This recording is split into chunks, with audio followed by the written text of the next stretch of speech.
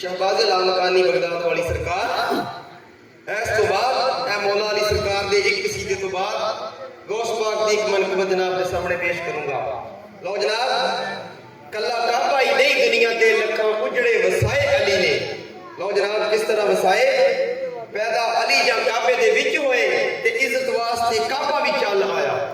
शेर अल्लाह दा अल्लाह दे घर आया, देखो रहमत दी लैके चल आया। मौला अली ना अखियां खोलियां सी जदों तक ना सोहना नबी चल आया। मेरे नबी ने हत्थां ते बुलंद कीता ते आखिया हैदरी खड़कदा टल आया। मुश्किल जदों भी सिर ते आण पवे कर मुश्किलां अली इत्थे हल आया। मुश्किल जदों भी सिर ते आण पवे कर मुश्किलां अली इत्थे हल आया। मरहब खैबर मरहब नूं चीरिया मौला अली करन अगे उची जदों गल आया। फतह खैबर करके दस्या पीर अली पल अंदर है अली किला मल आया। लो जनाब, मौला अली सरकार दी कोई शान छोटी नहीं। मौला अली सरकार ने मरहब जय काफिर चीर दिते। इत्थों लिखिया कि मेरे जे निकम्मे नूं भी मौला अली दा सहारा। जे तू चलिया औखियां मंजिलां नूं विरद एक मैं दस्सां पकाई जावी। गल याद रखी तू दीवानियां दी कंधा औखियां आउण ते ढाई जावी। फड़ के झूठियां इज्जतां पस्त कर दी ते कदम अगे वधाई जावी।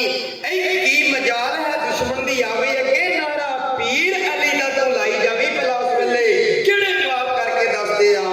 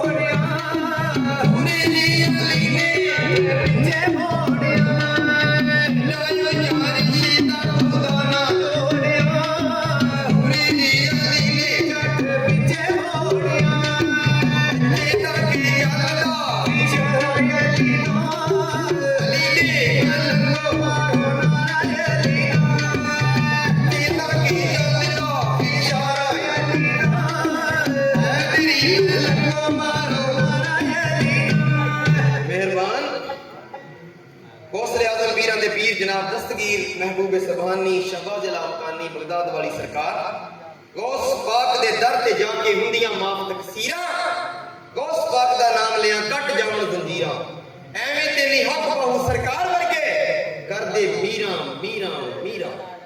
लो जनाब ए गौस पाक सरकार दी की करामत ए जनाब दे सामने पेश करूंगा। आप सरकार दियां बेशुमार करामतां बचपन तो लैके आप सरकार की जो विलादत हुई उदों तो लैके आखिर तक सरकार दियां बेशुमार करामतां है जिहड़ी करामत गौस पाक सरकार की जो मैं पढ़ी तो जनाब वाकई दिल दे विच ख्याल आया कि गौस पाक वलियां दे वली आ कुल वलियां दे कंधे गौस पाक दा कदम आ।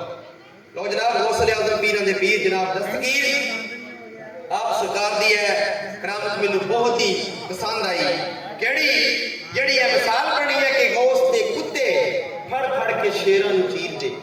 ਲਓ ਜਨਾਬ ਇਸ ਤਰ੍ਹਾਂ ਕੋਈ ਇੱਕ ਝੂਠਾ ਪੀਰ ਬਣਿਆ ਸੀ ਜਾਂ ਆਮਲ ਬਣਿਆ ਸੀ ਉਹਦੇ ਨਾਲ ਉਹਦੇ ਚੇਲੇ ਸੀ ਕੋਈ ਮੁਰੀਦ ਸੀ ਉਹਨੇ ਜਨਾਬ ਇਸ ਤਰ੍ਹਾਂ ਪਿੰਡ ਪਿੰਡ ਫਿਰਨਾ ਉਹਨੇ ਜਾ ਕੇ ਉੱਥੇ ਪੁੱਛਣਾ ਕਿ ਇਸ ਪਿੰਡ ਦੇ ਵਿੱਚ ਕੋਈ ਮੁਰੀਦ ਕੋਈ ਪੀਰ ਹੈ ਉਹਨਾਂ ਨੇ ਕਹਿਣਾ ਕਿ ਹੈ ਉਹਨੇ ਕਹਿਣਾ ਕਿ ਛੇਤੀ ਨਾਲ ਜਾਓ ਉਹਨੂੰ ਜਾ ਕੇ ਕਹੋ ਕਿ ਸਾਡੇ ਇਹ ਸ਼ੇਰ ਵਾਸਤੇ ਨਾਸ਼ਤਾ ਵੀ ਦੇਵੇ ਕੋਈ ਜਾਨਵਰ कोई बकरी या कोई बकरा या कोई गां ते साडे वास्ते भी नाश्ता भेजे। लो जनाब इसे तरह करदियां फिरदियां उन्होंने तकदीर घेर के ते जनाब बगदाद लै गई किते उत्थे जाके पूछण लगा कि इत्थे केड़ा पीर आ उत्थे किसी सियाणे बंदे ने दस्सिया कि इत्थे ते पीरां दे पीर गौसले आज़म पीर जनाब दस्तगीर आ ते तू इत्थों गंढ वड़ा के अगे चला जा। उन्हें कहा नहीं इत्थों मैं अगर ਇਹ ਚੀਜ਼ਾਂ ਲੈ ਲੀਆਂ ਤੇ ਫਿਰ ਮੇਰਾ ਹੱਥ ਕੋਈ ਨਹੀਂ ਡੱਕ ਸਕਦਾ।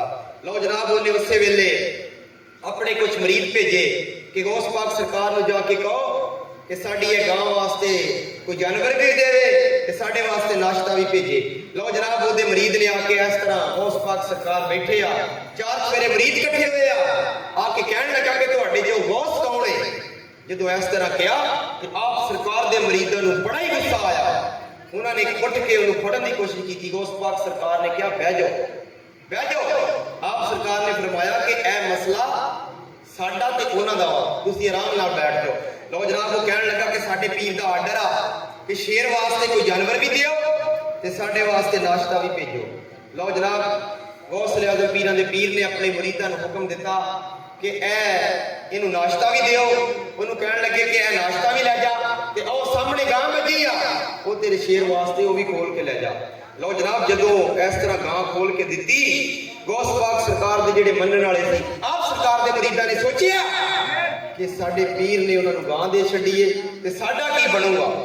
हजे इन्नी सोच आई है ते गौस पाक सरकार के चेहरा मुबारक ते जलाल आया। आप सरकार के दायरे दे विच एक काले रंग का कुत्ता हड्डियां चुकदा फिरदा सी। आप सरकार ने उन्होंने कहा ओ कालू कुत्तिया ਚੋਂ ਬਣ, ਛੇਤੀ ਨਾਲ ਜਾ। ਉਹ ਸਾਡੇ ਬੱਚਿਆਂ ਦਾ ਰਿਜ਼ਕ ਲੈ ਕੇ ਉਹ ਜਾਂਦਾ, ਤੂੰ ਅਜੇ ਇੱਥੇ ਹੀ ਬੈਠਾ। ਲਓ ਜਨਾਬ, ਇਸ ਤਰ੍ਹਾਂ ਉਹ ਗਾਂ ਫੜ ਕੇ ਲਈ ਜਾਂਦਾ ਤੇ ਨਾਸ਼ਤਾ ਵੀ ਲਈ ਜਾਂਦਾ ਤੇ ਕੁਝ ਕਦਮ ਪਿੱਛੇ ਗੌਸ ਪਾਕ ਸਰਕਾਰ ਦਾ ਕੁੱਤਾ ਵੀ ਉਹਦੇ ਪਿੱਛੇ ਤੁਰਿਆ ਜਾਂਦਾ। ਲਓ ਜਨਾਬ, ਜਿਸ ਵਕਤ ਉਹਦੇ ਪੀਰ ਨੇ ਦੇਖਿਆ, ਉਹਨੇ ਕਿਹਾ ਆਓ ਦੇਖੋ, ਸਾਹਮਣੇ ਗਾਂ ਵੀ ਆ ਗਈ ਆ ਤੇ ਸਾਡੇ ਵਾਸਤੇ ਨਾਸ਼ਤਾ ਵੀ ਆ ਗਿਆ। ਅਗਰ ਸਾਨੂੰ ਇਹ ਗਾਂ ਨਾ ਦਿੰਦਾ ਤੇ ਇਹਦੀ ਦਰਵੇਸ਼ੀ ਗਾਇਬ ਹੋ ਜਾਣੀ ਸੀ। ਕਿਉਂ? ਉਹਦੇ ਕੋਲ ਕੋਈ ਮੰਤਰ, ਕੁਝ ਇਲਮ ਉਹਨੇ ਐਸਾ ਪੜਿਆ ਸੀ। ਲਓ ਜਨਾਬ, ਇਸ ਤਰ੍ਹਾਂ ਨਾਸ਼ਤਾ ਜਦੋਂ ਕਰਨ ਲੱਗੇ ਤੇ ਕਹਿਣ ਲੱਗਾ ਕਿ ਪਿੰਜਰਾ ਖੋਲੋ, ਇਸ ਗਾਂ ਨੂੰ ਵੀ ਪਿੰਜਰੇ ਦੇ ਵਿੱਚ ਅੱਗੇ ਕਰੋ, ਸ਼ੇਰ ਇਹਨੂੰ ਖਾਵੇ। ਲਓ ਜਨਾਬ, ਹਜੇ ਇਸ ਤਰ੍ਹਾਂ ਪਿੰਜਰਾ ਖੋਲਿਆ ਤੇ ਗੌਸ ਪਾਕ ਸਰਕਾਰ ਦੇ ਕੁੱਤੇ ਨੇ ਉੱਡ ਕੇ ਜਾ ਕੇ ਸ਼ੇਰ ਨੂੰ ਝਪੱਟਾ ਮਾਰਿਆ। ਇਸ ਤਰ੍ਹਾਂ ਸ਼ੇਰ ਨੂੰ ਇੱਥੋਂ ਫੜ ਕੇ ਚੀਰ ਪਾੜ ਕੇ ਰੱਖ ਦਿੱਤਾ। ਜਦੋਂ ਸ਼ੇਰ ਨੂੰ ਚੀਰਿਆ ਪਾੜਿਆ, ਉਹਦਾ ਜਨਾਬ ਨਾਸ਼ਤਾ ਉਸ ਝੂਠੇ ਪੀਰ ਦਾ ਉੱਥੇ ਛੁੱਟ ਗਿਆ। ਉਹ ਕਹਿਣ ਲੱਗਾ ਕਿ ਆਹ ਕੀ ਬਣਿਆ, ਇੱਕ ਕਾਲੇ ਰੰਗ ਦੇ ਕੁੱਤੇ ਨੇ ਮੇਰਾ ਸ਼ੇਰ ਪਾੜ ਦਿੱਤਾ। ਕੁਝ ਦੇਰ ਬਾਅਦ ਚੀਖੋ ਪੁਕਾਰ ਕਰਨ ਲੱਗ ਪਿਆ, ਆਪਣੇ ਮੁਰੀਦਾਂ ਨੂੰ ਕਹਿਣ ਲੱਗਾ ਕਿ ਤੁਹਾਨੂੰ ਸ਼ੇਰ ਦੀ ਪਈ ਏ। ਇੱਧਰ ਮੇਰੇ ਕੋਲ ਜਿਹੜਾ ਕੋਈ ਮੰਤਰ ਹੈ ਸੀ ਉਹ ਵੀ ਗਾਇਬ ਹੋ ਗਿਆ। ਉੱਥੇ ਜਿਹੜਾ ਉਹਦਾ ਮਰੀਦ ਗਿਆ ਸੀ ਉਸ ਪਾਕ ਸਰਕਾਰ ਕੋ, ਉਹ ਕਹਿਣ ਲੱਗਾ ਕਿ ਝੱਲਿਆ, ਜਿਹੜਾ ਜਲਵਾ ਮੈਂ ਵੇਖ ਆਇਆ, ਚੱਲ ਆ ਹੁਣ ਸਾਡੇ ਮਗਰ ਮਗਰ ਤੁਰ। ਲਓ ਜਨਾਬ, ਉਹ ਕੁੱਤੇ ਨੇ ਇਸ ਤਰ੍ਹਾਂ ਉਸ ਗਾਂ ਦੀ ਰੱਸੀ ਮੂੰਹ ਦੇ ਵਿੱਚ ਫੜੀ ਆ ਤੇ ਪੁੱਛਲ ਹਿਲਾਉਂਦਾ ਅੱਗੇ ਅੱਗੇ ਜਾ ਰਿਹਾ। ਹੁਣ ਉਸ ਕੁੱਤੇ ਦੇ ਪਿੱਛੇ ਉਹ ਜਨਾਬ ਉਹ ਜਿਹੜਾ ਪੀਰ ਬਣਿਆ ਸੀ ਉਹ ਜਾ ਰਿਹਾ। ਜਾ ਕੇ ਗੌਸ ਪਾਕ ਸਰਕਾਰ ਦੇ ਦਰ ਤੇ ਇੱਕ ਮਾਫੀਆ ਮੰਗਦੇ ਆ। ਗੌਸ ਪਾਕ ਸਰਕਾਰ ਉਹਦੀ ਕਿਸ ਤਰ੍ਹਾਂ ਖਤਾ ਮਾਫ ਕਰਦੇ ਆ।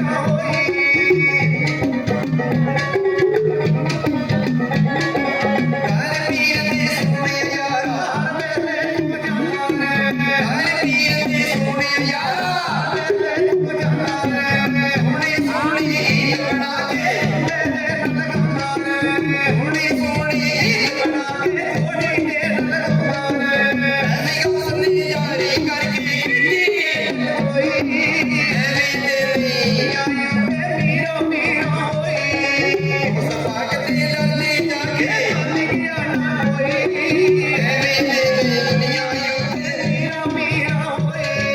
ਉਹ ਜਨਾਬ ਰਮਜ਼ ਇਸ਼ਕ ਦੀ ਪਾਉਣੀ ਬੜੀ ਔਖੀ ਤੇ ਕੋਈ ਇਸ਼ਕ ਦੀ ਮਾਰ ਨਾ ਖਾ ਜਾਵੇ। ਸ਼ਾਹ ਸ਼ਰਫ ਨੇ ਇਸ਼ਕ ਕਬੂਲ ਕੀਤਾ ਵਾਂਗਰ ਘੋੜਿਆਂ ਦੌੜ ਦੌੜਾ ਜਾਵੇ। ਸੁਲੇਮਾਨ ਨੂੰ ਤਖਤ ਤੋਂ ਸਿੱਟ ਕੇ ਤੇ ਉਹਨੂੰ ਆਪਣਾ ਆਪ ਖਾ ਜਾਵੇ। ਸੋਦੇ ਇਸ਼ਕ ਦੇ ਨੂੰ ਕਦੀ ਨਾ ਹੱਥ ਪਾਈਏ ਤੇ ਜਿਉਂਦਿਆਂ ਮਾਰ ਮੁਕਾ ਜਾਵੇ। ਲੋ ਜਨਾਬ ਐਸੇ ਤਰ੍ਹਾਂ ਇੱਕ ਜਹਾਲਤ ਦਾ ਦੌਰ ਸੀ ਕਿਹੜਾ ਜਦੋਂ ਕਿਸੇ ਦੇ ਘਰ ਬੇਟੀ ਪੈਦਾ ਹੁੰਦੀ ਸੀ ਜੰਮਦੀ ਬੱਚੀ ਨੂੰ ਕਤਲ ਕਰ ਦਿੰਦੇ ਸੀ ਜਾਂ ਜ਼ਿੰਦਾ ਨੂੰ ਦਫਨ ਕਰ ਦਿੰਦੇ ਸੀ। ਇਸੇ ਤਰ੍ਹਾਂ ਇੱਕ ਦਈਆ ਕਲਬੀ ਸਹਾਬੀ ਹੋਇਆ ਸਹਾਬੀ ਰਸੂਲ। ਉਹਨਾਂ ਨੇ ਇਸਲਾਮ ਕਬੂਲ ਕਰਨ ਤੋਂ ਪਹਿਲਾਂ ਆਪਣੇ ਕਬੀਲੇ ਦੀਆਂ ਬੇਸ਼ੁਮਾਰ ਬੱਚੀਆਂ ਦਾ ਕਤਲ ਕੀਤਾ।